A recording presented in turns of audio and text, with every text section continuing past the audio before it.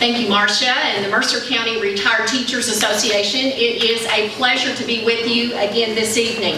You have two handouts. You have a fill in the sheet. We're going to have a pop quiz to talk about my service, my endorsements, and my issues. So if you can pull that out and be ready to help me fill in the blanks. You also have a packet of handouts. These are original copies of information that I thought you might find handy and wanted you to be able to take it home. The very last page is the closing that I'll be giving at the end of our evening, and I wanted you to be able to take that home as a review as well. So let's get started. Tonight we're going to have class, and first we're going to have history class. So you will see the first 5 questions are based on Kim King's history.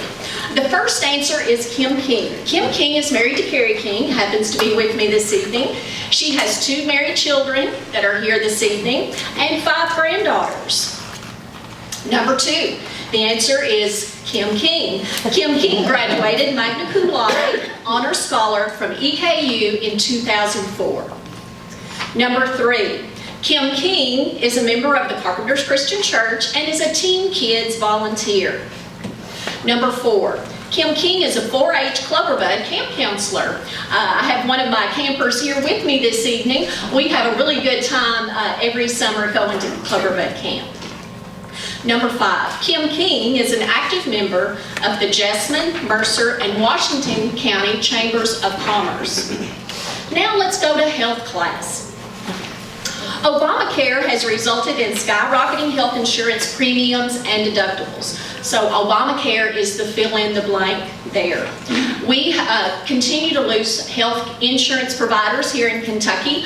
We just had one more say that at the end of their time frame, they will not be renewing their insurance policies here in Kentucky. Obamacare was meant to improve accessibility, but it has been a failure on all fronts. Premiums are skyrocketing and deductibles are going through the roof. Number 2, Kentucky has seen no improvement in health care outcomes based on Obamacare and those federal mandates. People may have an insurance card in their pocket, but their accessibility to finding a provider, that provider actually getting paid for those services, and health care outcomes have not improved. Number 3, drug abuse. That's the fill in the blank there. Drug abuse is evolving in our Commonwealth. In my 6 years of service, in my 6 years of service, we have seen an evolution of drug use and abuse here in the Commonwealth. My first year of service, it was meth use we were trying to tackle. In our second year of service, it was meth production. That may sound very similar, but the approach was entirely different. From there, we went to prescription medication abuse. From there, we went to heroin, and if you've been paying attention to the news, you'll know we've evolved even one more time to fentanyl. Now, addicts are using fentanyl, and what we would consider a warning against fentanyl, drug use addicts consider that as an advertisement. That is an elephant narcotic, and the fact that it's so strong that people die instantly, it's sad but true. That is an advertisement for folks to try to find that. So your fill in the blank there, pardon me, on number 4 would be meth use, meth production, prescription meds, heroin, and fentanyl. Number 5, the fill in the blank is Kim King. Kim King knew House Bill 4, which was affectionately referred to as the Peel Mill Bill, was a bad bill, and she knew that when she voted against the legislation. Let's go to math class. The first blank is KTRS, of particular interest to this group this evening. KTRS is healthier today because we didn't waste $3.3 billion more taxpayer dollars in 2014. The House Speaker asked us to borrow $3.3 billion, and the stock market, history has proven us right. The stock market lost that money, and we would have been in an even bigger hole if that had gone through. Number 2, the fill in the blank is House Democrats. House Democrats blocked multiple transparency bills that would benefit KTRS and all Kentucky pension systems. So the number 2 is House Democrats. Number 3, the 2016 budget authorized $100 million for workforce development education. In my service in the Education Economic Development Committee and my work with economic development directors in each of my counties and all across the state, everyone tells me without exception that we need folks trained in service careers. We need plumbers, we need electricians, we need welders, we need HVAC folks. Those are the kind of jobs that cannot be outsourced to China. Think about it, when you need your hair cut or your air conditioner repaired, you're going to call the gentleman down the street. You can't outsource that to China. So I'm very pleased with the $100 million investment in workforce development. Number 4, the 2016 budget, so your fill in there is 2016 budget, increased the seat per pupil census, so increase those numbers, making this Kentucky's highest seat appropriation in history. Let me repeat that, in history. The 2016 budget that I voted yes on this year increased the seat per pupil census, adding more people into that, students, and making this Kentucky's highest seat appropriation ever. And number 5, let me see, does anybody know the answer to this? A special session costs taxpayers more than what? Raise your hand. We're in class, we're in math class. Does anybody have any idea? It's astronomical. 75,000. Very close, very close. We would give you credit for that.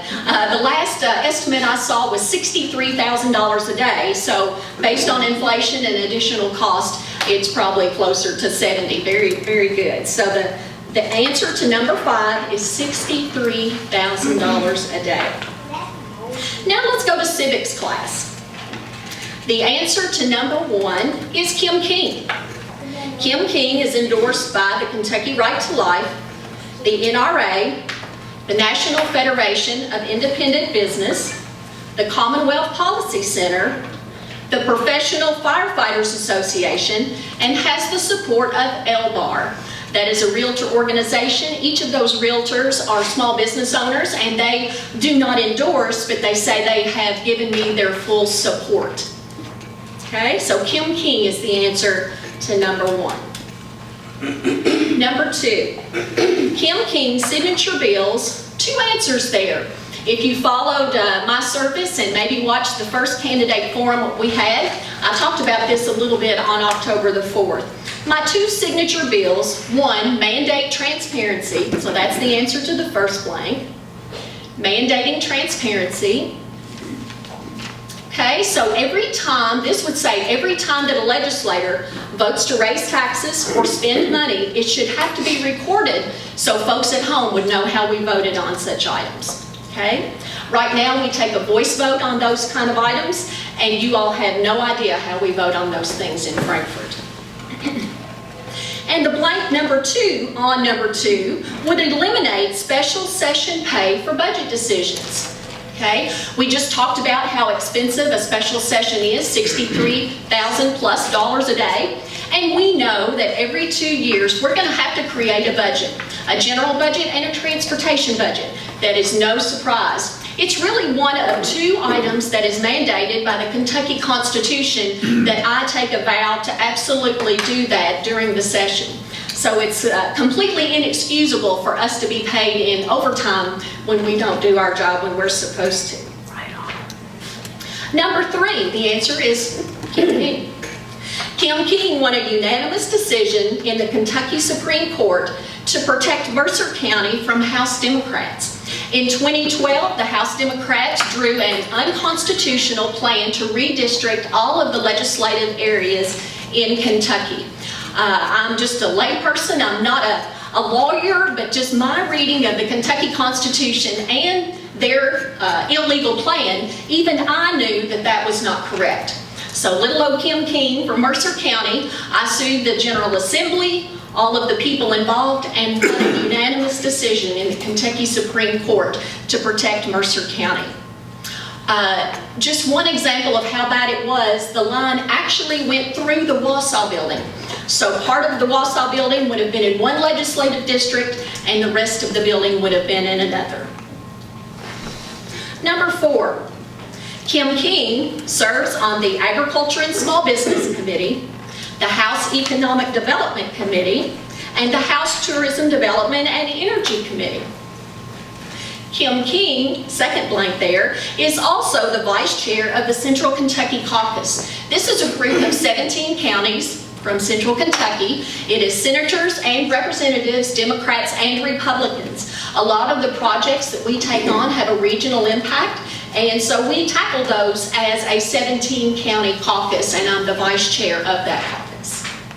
And number 5, all state representative candidates vow to believe in and support, direct quote, their party's principles when they file to run for office. Make no mistake, there is no county or state political party platform. It's only the official national platform. And then your other handouts, the top sheet. I'm going to have to put my glasses on.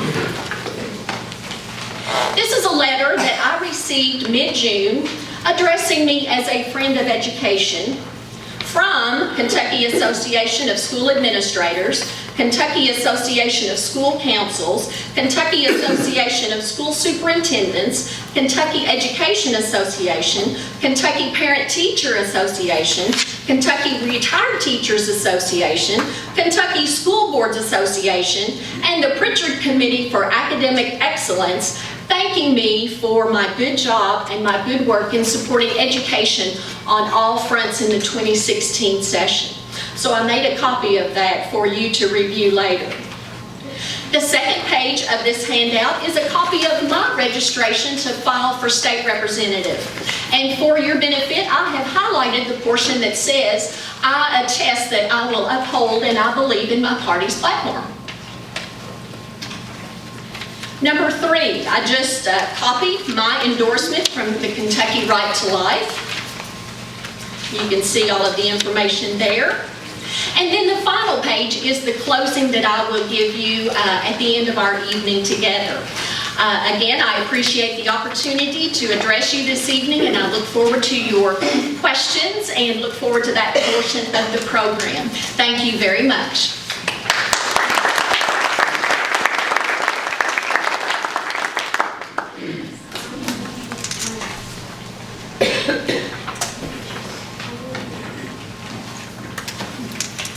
It's your turn. Oh, I didn't know if you had to come up again, and you know. We're all ready. Yeah. All right. Can you give me one moment to press record on the? Sure. Thank you.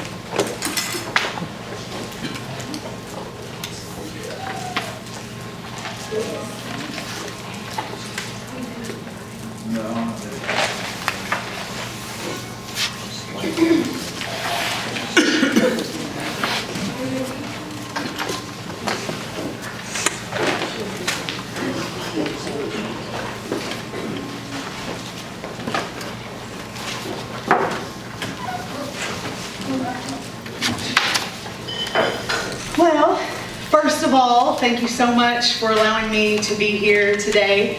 It truly is an honor to be here, especially to the Retired Teachers Association, and it's almost kind of like a high school reunion for me because most of you all were my teachers that are here. So it's so good to see you all again.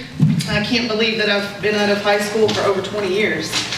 So, wow, I'm standing up here now as a candidate to run for state representative. And as I was sitting here and trying to figure out what in the world am I going to say to my teachers, to my mentors, to a lot of you all, my friends, to some of you all who were correcting me along the way. Thank you for that, by the way. And what do I say to people who've dedicated their entire life, really, to help raise me? Other than thank you. That's the first thing that I definitely want to say. Because teachers, you guys hear this, you're not appreciated enough. She just said, tell somebody how much you are appreciated. But I just want to say thank you from the bottom of my heart for even Miss Daly getting on my case for talking too much. And now you know the vision that the Lord had of why I was so talkative. But sincerely, you all become second parents.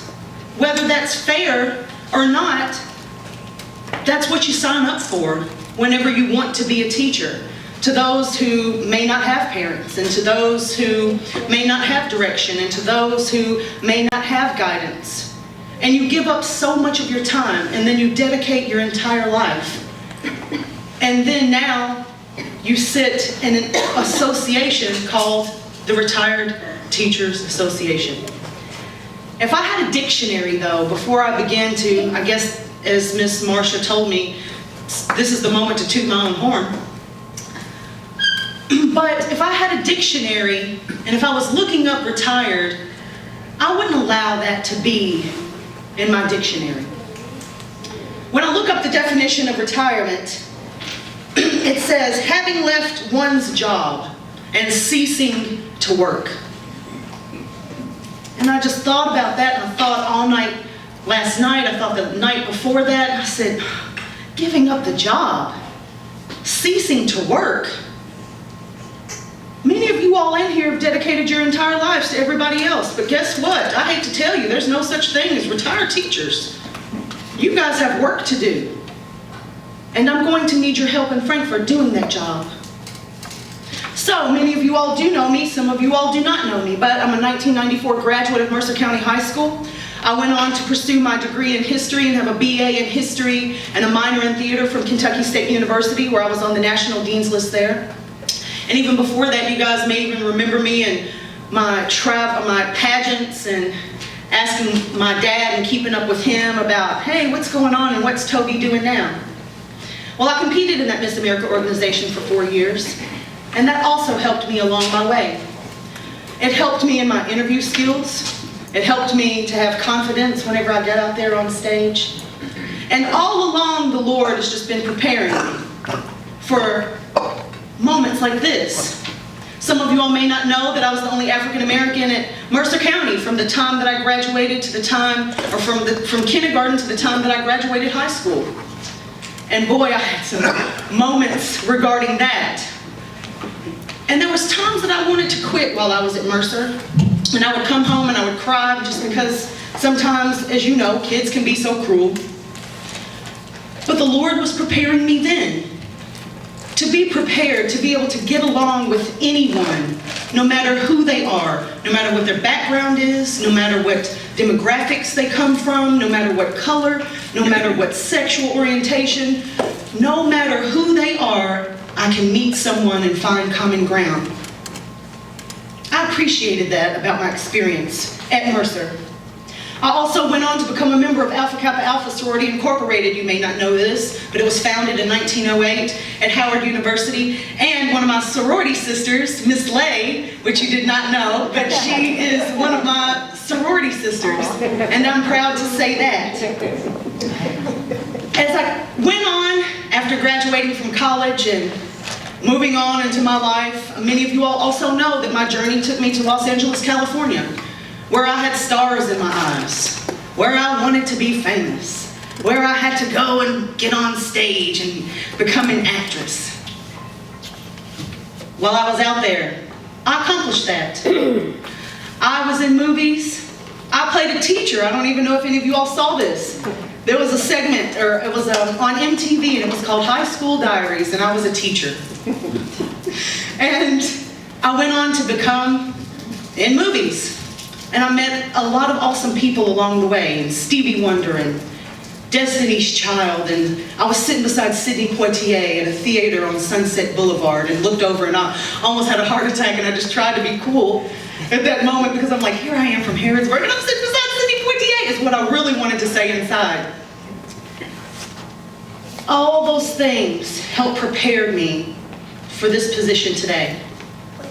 But also while I was in Los Angeles, California, I got into a car wreck and I wrecked my car. It was a black Grand Am, but I loved that black Grand Am, and I paid $2,000 for it. And I drove it all the way out west, and it took me 4 days to get out there. And I couldn't fit anything else in that car but a bobby pin. I was so packed, and when I lost that car, I had to start walking everywhere I went. And I don't know about you, but if you've ever been to Los Angeles, public transportation is not a very glamorous thing. It took me 2 hours to get to church one way. And then later on, I had to pack my groceries from Ralph's, carrying them in my hand, embarrassed. Like, thank God nobody from Harrodsburg is watching me do this right now. But it's during those times that I really started to develop character.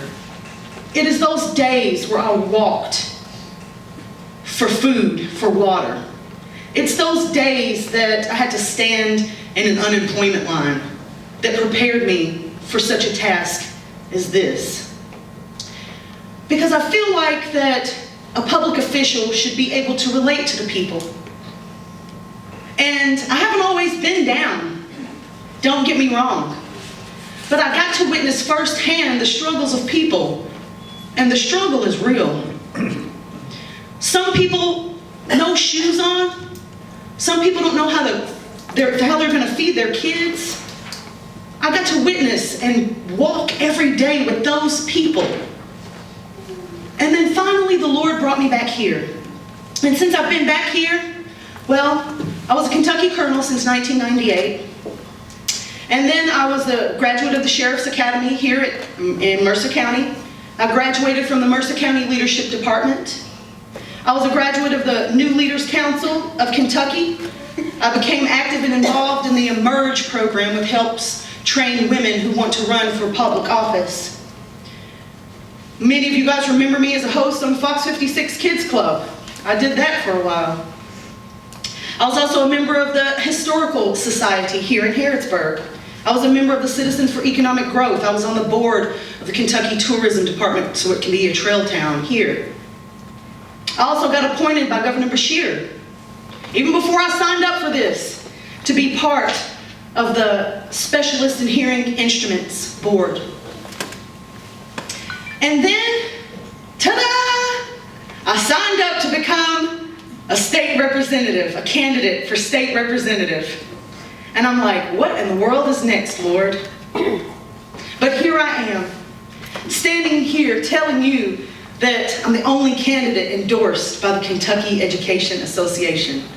Wow. That makes me just feel so proud that in those type of moments when I was walking, when I didn't know how I was going to make my car payment, a little girl from Bohan, Kentucky, is now standing here saying I'm endorsed, that I want to be a champion for our kids in Frankfurt, that I want to be that voice, that I want to be a part of conversation about how in the world we can get this pension fixed for you guys. You see, retirement can't be in your dictionary either. Because I know that it's not in mine, because we have work to do. So I get this question all the time. Why are you running? Well, I simply feel like that what's wrong with being a woman who wants to make a difference? I see you out there, and you, and you, and you, and you. And I can go along and name all of my teachers, all the way from Miss French to Miss Joyce Sharp, the late Miss Pulliam, Miss Meredith, Miss Dunn, Miss Job, Miss Daly, Mr. Yeager, Miss Durr. I've had all of you all. And you all have sown those seeds inside of me all along. Because at the end of the day, that's what we do as elected officials. We're social farmers. You have to start asking, what in the world do we want to sow into? And I feel like that as a leader, we need to redirect our attention and say, okay, what is it? Are we sowing into education? I personally think that we can do a better job. Because then you find out statistics like, well, Kentucky's on the bottom of the education list and it just doesn't seem to be important to that state.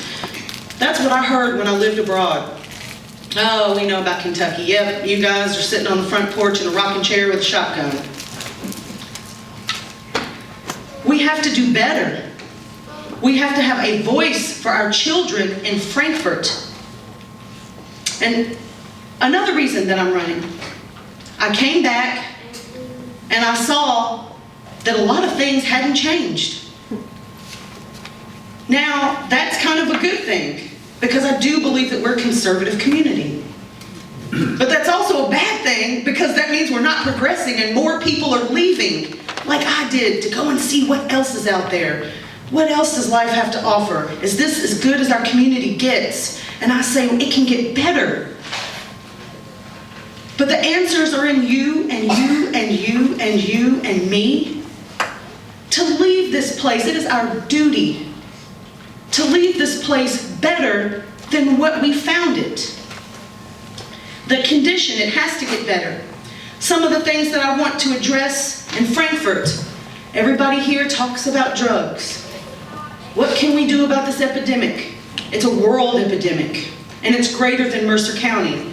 But we have to look at some of the causes. One of the causes is poverty. You guys have been in the education system. You know those kids that come to school hungry. You know the ones that don't have clothes on their back. You know the ones that come there that don't have shoes. You know the ones that are in abusive situations. You guys are educators. You're second parents. You see these issues. It's greater than just, well, let's just, we can have a rehab center. Well, we do. But we need to work on long-term rehabilitation, and we also have to look at issues like poverty, because those are some of the main causes for drugs. Why are these people doing it? That's the cause. Why we have to look at the spirit of addiction. What's going on? Because I do believe that it is a spirit. I also believe that there was a voice that I felt like was missing. I just simply felt like that certain people were getting overlooked in our community. People that have something to say. And just because you don't have a title doesn't mean that you dismiss them. Because a lot of the students, I'm sure that you guys have had, even in elementary school and in junior parents, and they become productive members of the society. And there's some people that you think there's no way in the world that that student would have turned out that good. I mean, we knew that he was on the highway to hell. And then they turn their life around. We can't dismiss anyone, and I feel like that we have sometimes a dismissive attitude in Mercer County. And we have got to consider everybody as part of the community, rich and poor, and it's black and it's white. And that division, it keeps growing. Polarization keeps growing, especially political polarization in our community. And yet nobody is saying anything about it or addressing it. I want to pump up our public schools. And if I had, 60% of our kids are on free and reduced lunch, and somehow we think that that's okay. I was just told that we have 15 seconds. Seconds? Yes, okay. I just wasted 3 right there. But one thing that I really want to do, it may seem simple. Okay, well, never mind. Somebody will have to ask me in the question and answer form, what is it that I wanted to do? But thank you so much for your time tonight.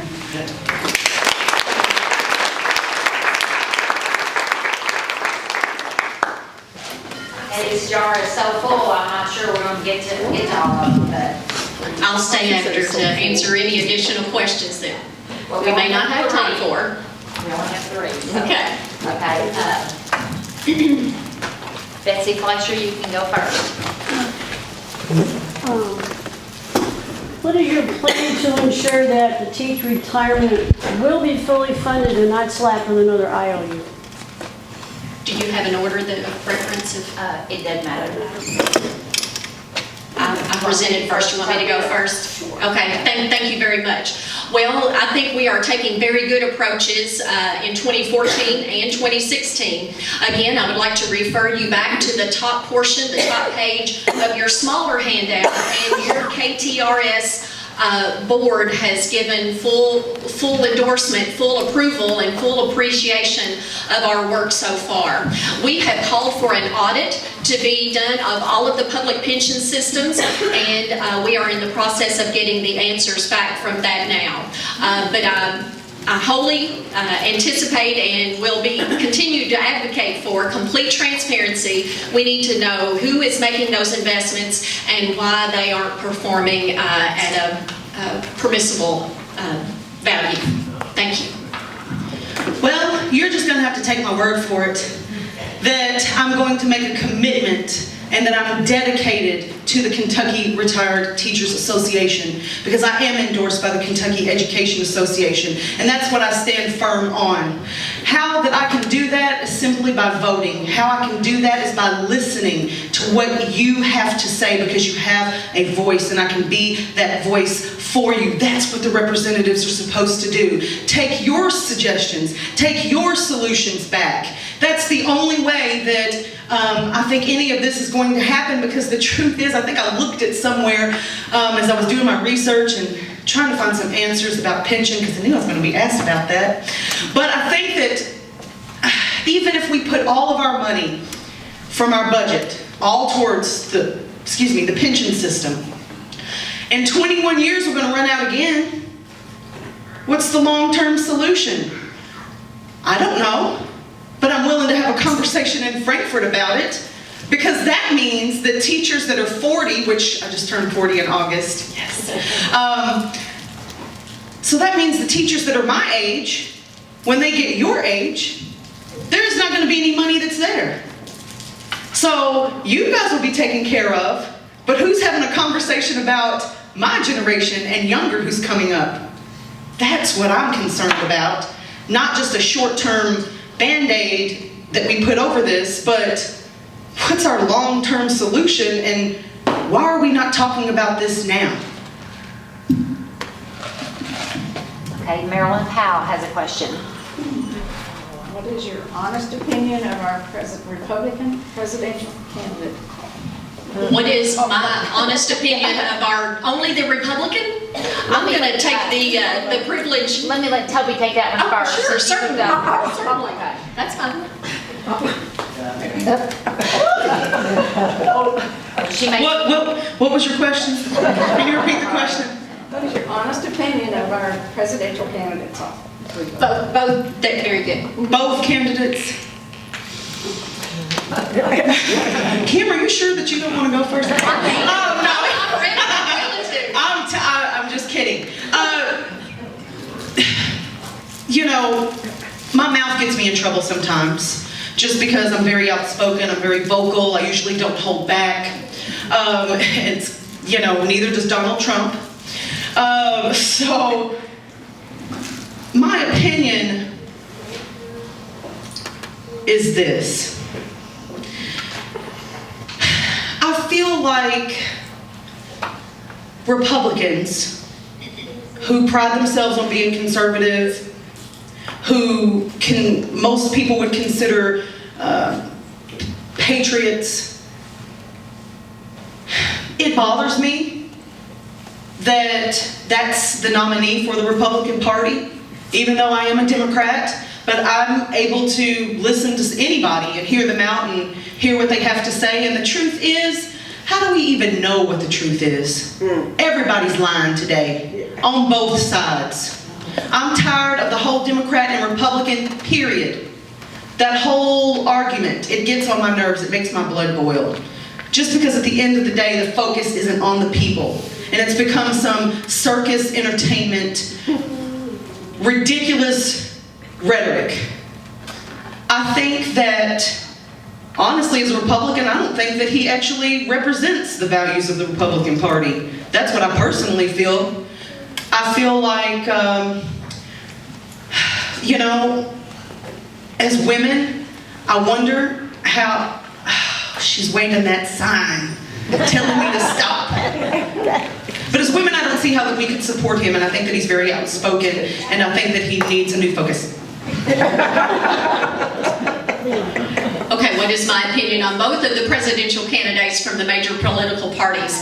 In all honesty, I will be voting for the political platform this year. I believe in the Republican platform, and Donald Trump stands for life. He stands for traditional marriage. He stands for strong national defense, a secure border, and making sure that our children and grandchildren have a secure future. Hillary Clinton is proven to be a liar. She is deceitful. She is deceptive. She's been caught in multiple lies time and time again. 4 folks died. Our brave military soldiers died in Benghazi because of her deception. I absolutely will not vote for Hillary Clinton for anything, and I will be voting for the political platform. Donald Trump was not my first choice in the political primary in May. I was supporting Ted Cruz. I agreed more with his evangelical stance, but now Donald Trump is my nominee, and he has my full support. I will be working for him. I will be working for the platform, and Hillary Clinton has no business in the White House. Thank you. Oh, that was okay. Suzanne Sanders. My question was going to be about education, and I think both of you have addressed that quite well in the handouts that you have and what you've said. Do you have anything additional that you could say about what you hope to do for children, since that's an interest that everyone in this room cares deeply about? You go first. It's your turn to go first. Okay, it's my turn to go first. Any closing thoughts, I guess, on education? Again, I would like to refer you back to the handout from the 8 education organizations here in Kentucky, giving their appreciation to me and calling me a friend of education. And I printed this out in color because I wanted you to see that each of the signers for the 8 different organizations signed it individually. I mean, they took the time to send me this letter, and I wanted to share it with you this evening. In addition to my work in the Kentucky General Assembly, I have multiple pages each year. Students of all ages come in and spend the entire day with me, and they also work on the House floor serving the Kentucky General Assembly. I also do multiple school visits, going into the schools and talking about the Constitution, talking about the legislative process. So I have a very good track record of working with the 4-H and the school teachers. They know how to text me, call me, and I certainly appreciate their support as well. Thank you. Well, one of the things that I would like to do in Frankfort is create a bill and call it old-fashioned, but I know that they've taken prayer out of schools, so I'm not necessarily ready to tackle that just yet. But what I can do and what I would like to do is to create a bill regarding respect, manners, and etiquette. I have talked to numerous teachers. I have talked as a person who's endorsed by the Kentucky Education Association, bus drivers, cafeteria workers, and you don't even have to go to school to know that our youth lacks a lot of respect for authority, for our teachers. They're disruptive in our classrooms. I was at the public library just the other day, watched one spit on the floor from a can of dip. Wouldn't even do it in the trash can. How about this? What if we created a bill that it was mandatory for students to have etiquette training and manners teaching as part of the curriculum, and make it mandatory that they take it before they graduate? Now, you guys are educators, you're our second parents, and if the parents aren't going to teach them, I'm concerned about well-rounded students, because it's not enough just to have high test scores. We need people out there who are being productive. My dad has worked at Wausau or SEA now for I don't know how many years. And what good is it if we're going to say, hey, you can have a job, but guess what? You can't get along with anybody. Why? Because you're rude and no one wants to work with you. Those are traits that I want to be able to carry and to take on. I want all of our kids to be able to be well-rounded and productive citizens. And those little bitty things like saying please, saying thank you, taking off your hat in church, taking off your hat in court, whatever, those are things that aren't being taught. And I want to bring respect back to the classroom. That's what my plan is in Frankfort.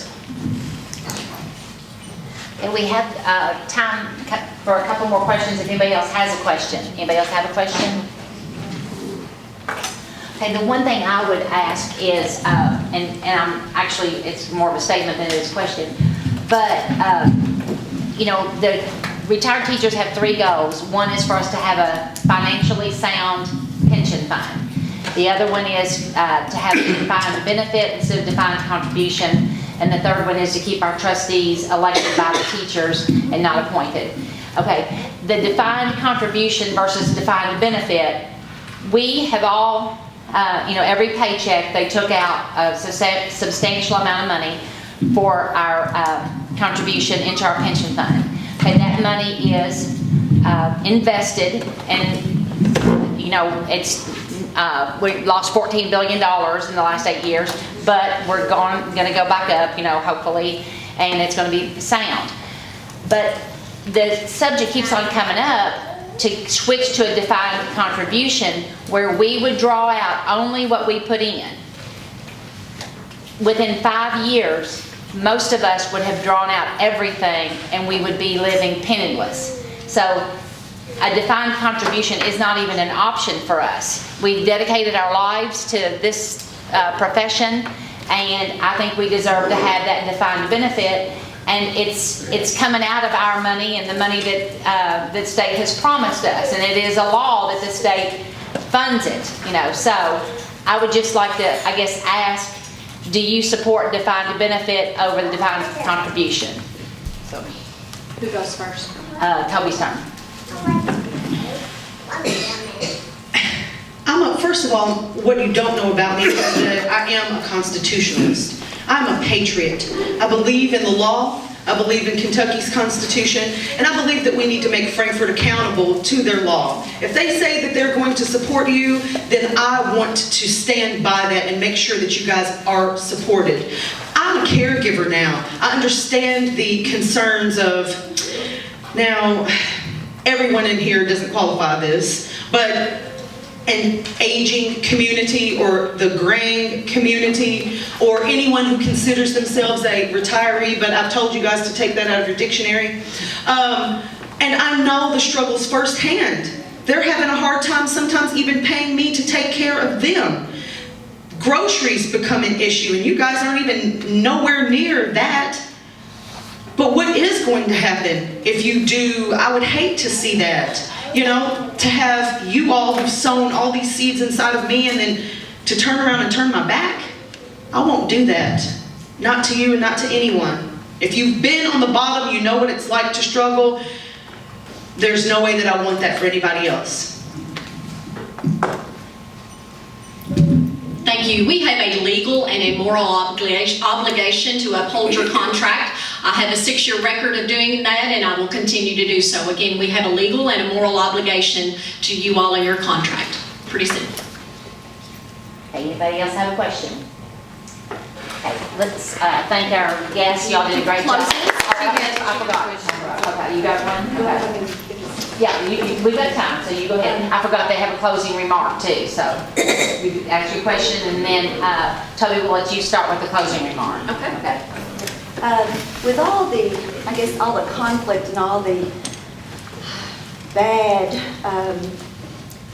trashing each other in our political parties, etc., and just all the violence toward policemen or, horrible attitude toward policemen, etc., how would you address that? How would you try to improve that situation? Okay, who goes first this time, Ms. Marshall? I think that's yours this time. Yeah. Okay, thank you very much. I have a good working relationship with our law enforcement in all 3 counties, and again, the Professional Firefighters Association has endorsed me as well, and I consider them obviously part of our first responders as well as our EMS community. So I think getting the law enforcement, fire personnel, EMS, all of those first responders into the school is a very, very important step.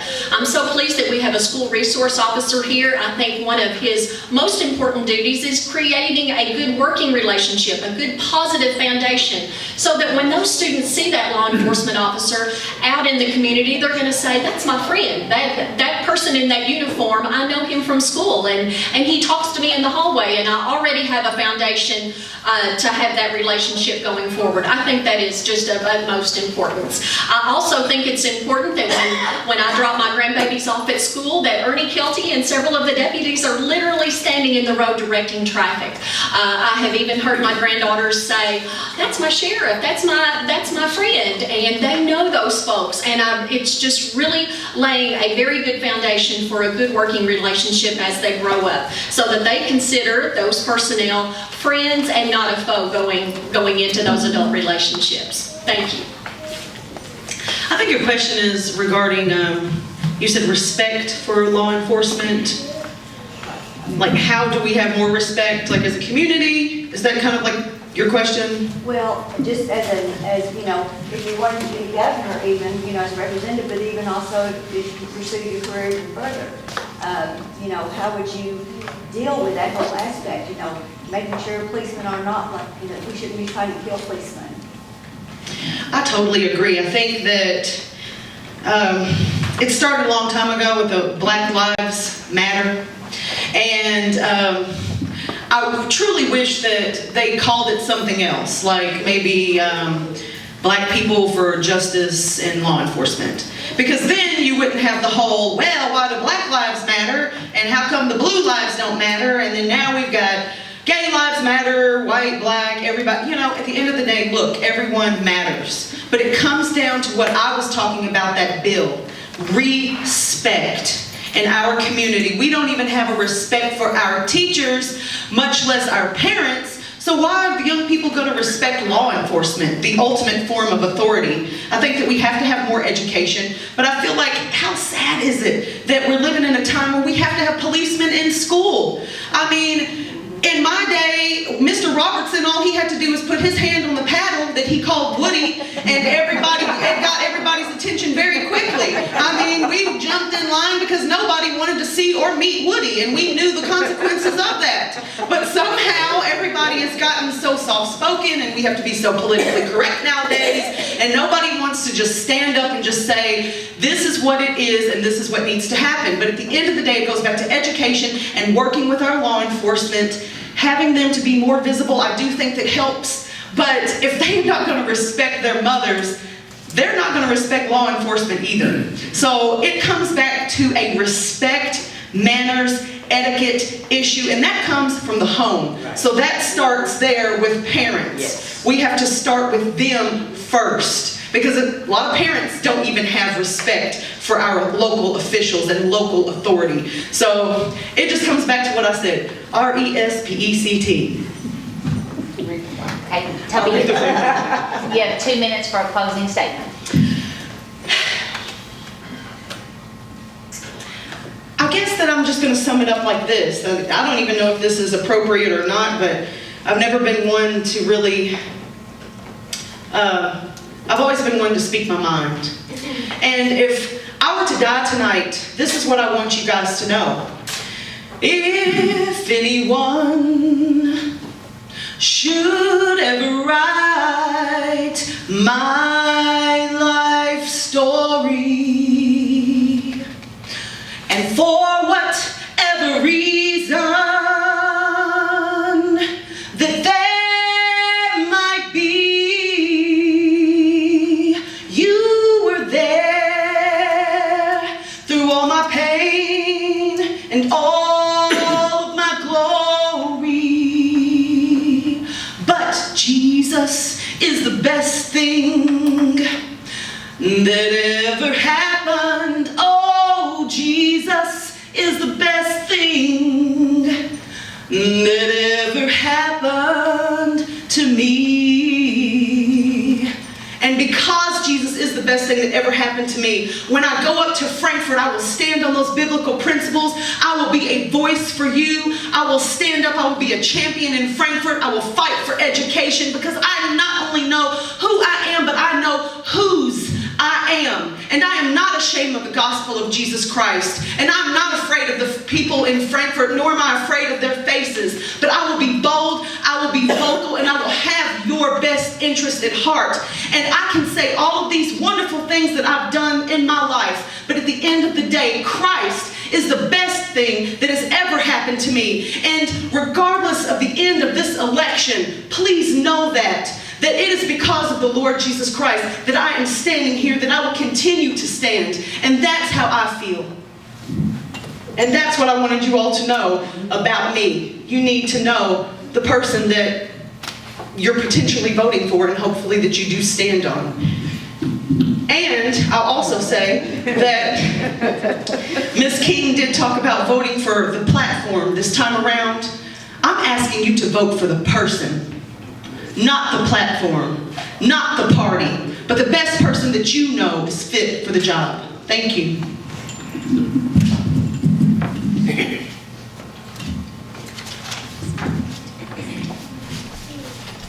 Thank you again for inviting me to share my issues platform, service record, and endorsements with you this evening. Like each of you, I know the importance of history, health, math, and civics. Tonight we reviewed my history of voting no on bad bills and yes on good bills. History has proven me right on pensions, transparency, drug abuse, and education.